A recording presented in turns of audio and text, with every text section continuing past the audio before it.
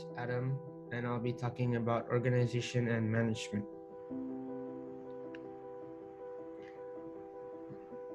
What I want everyone to understand from today's presentation is to be able to identify the organizational structure and its advantages.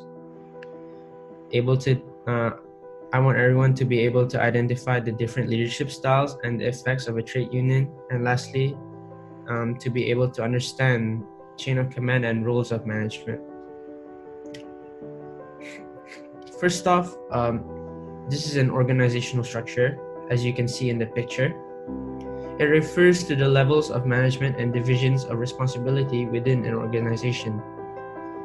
This is often presented in the form of an organizational chart. An organizational chart is a diagram that outlines the internal management structure. Within the organizational chart, there are levels of hierarchy, which refers to the responsibility or maybe level of the worker or manager or supervisor, etc. This is an example of an organizational chart. The advantages of having an organizational chart is everyone in the organization can see it, and therefore they know what they need to do. Rather than them asking around what their job is, they can check the chart and they will know exactly what they need to do. It also shows that what department everyone is in. This is therefore to make it organized, and everyone knows if they need help, they can ask from which department. Is it from this department or that department? They will know due to this organizational chart. The chain of command. The chain of command is the organizational structure, except it's different structures. There are two types of structures, a tall structure and a wide structure. The difference is a tall structure holds more levels and therefore more subordinates. However, there are less people in the levels. Therefore, it's hard for information to go up and down the structure, but the managers are less remote from the lower level of the hierarchy. Whereas the wide structure is there are less levels. However, there are more people in each of the levels. This lets people transfer information from up and down much easier, and therefore it's much quicker to get information around this structure. Now, these are the roles and functions of management. The first is planning, allows the manager to plan and set targets. Every business or manager will have a plan, whether it be a business plan or a sketched out plan. Every business will have a plan. Organizing to help delegate tasks to others in the organization. This is to make sure all workers have tasks to do and all jobs are running smoothly.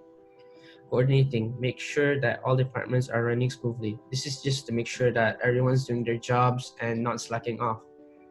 Commanding, make sure targets are in check. This means that the manager is setting targets and workers are working towards it. Controlling, measure and evaluate. The manager will measure and evaluate the workers' jobs and tasks and give them ratings based on it. And lastly, delegation, giving authority to a subordinate to perform a particular task.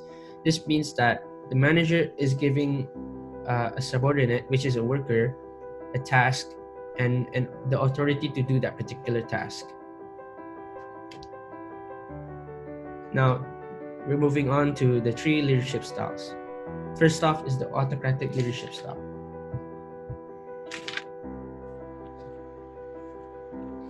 Autocratic leadership style is where the manager expects to be in charge. This means that the manager does not want anyone to intervene with his or her decisions. The decision is made and no one can, go against it. The second leadership style is democratic leadership style. This is where the manager gets involved, is still in charge of the decision making, but he involves the employees to get involved as well. So he will listen to the employees' opinions and whatnot, but he will still make the decision in the end. And lastly, there's laissez-faire leadership. The manager makes objectives and lets employees complete the task in their own way. He will not intervene at all. He will let the employees do their own jobs. He will not, be in charge. He'll just give the task and he'll let the employees do it. And then lastly, trade unions. Trade unions are a group where they protect the interests of workers, and there are quite a few benefits of being in a trade union. First off is improved conditions of employment. Second off is improve an environment where people work. And lastly, improve benefits for members who are not working due to sickness and retirement, not to anything else. However, there is a few disadvantages, such as you need to pay to be in a trade union, and it's gonna cost you a lot of money. And since you're a worker, it really is gonna affect you. But it is advised that everyone in an organization should join a trade union so that their interests are protected. And that is all. Thank you.